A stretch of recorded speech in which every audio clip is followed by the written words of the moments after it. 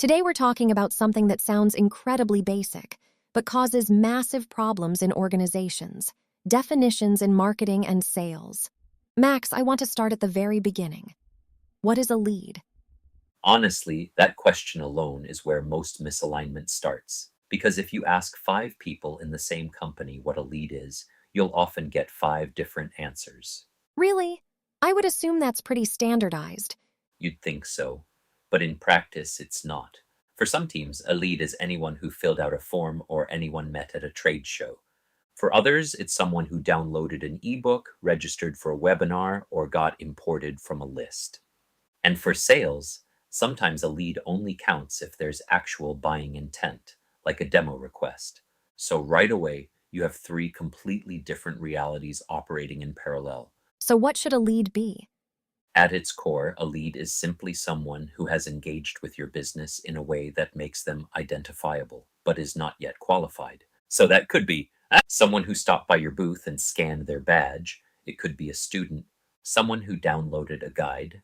This could be a consultant, someone who subscribed to your newsletter. That could even be your mother.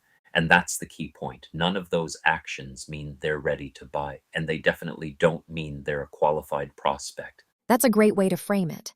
So where do things start going wrong? When teams confuse activity with intent, marketing sees engagement and assumes progress, sales is looking for actual buying signals. And without alignment, those two things get mixed together. So that's where friction kicks in?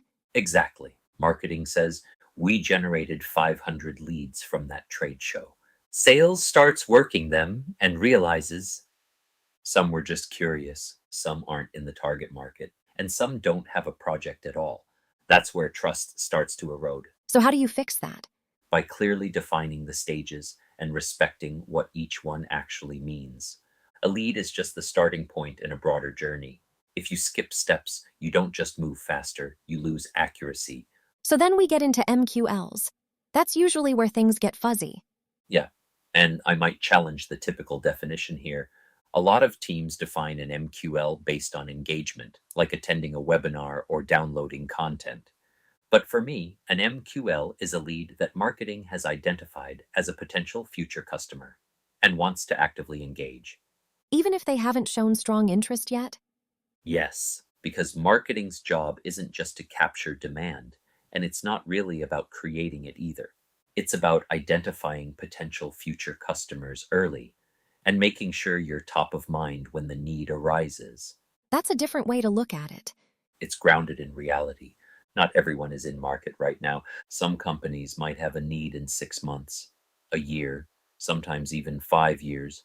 What really matters is the buying journey and the touch points we create to stay top of mind and consistently communicate our message along the way. So engagement isn't the starting point. It builds over time. Exactly. Engagement is a byproduct of relevance over time, not the definition of whether something is worth pursuing. If you only focus on people who are already engaging, you're always late. But if you identify the right companies early, you give yourself time to build familiarity, trust, and credibility. And that's what moves them down the funnel eventually. Not exactly.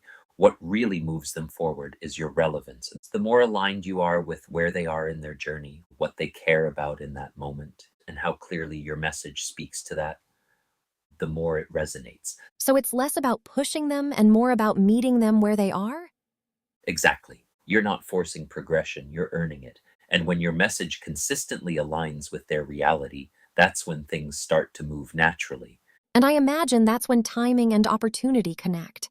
right? When the timing is there and your message has been relevant all along. You're not just another vendor, you're the one who is already making sense.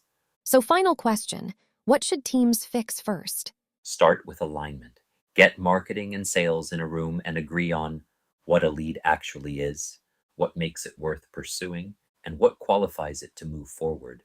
Because if that foundation isn't solid, everything else is built on noise. That's a great place to end.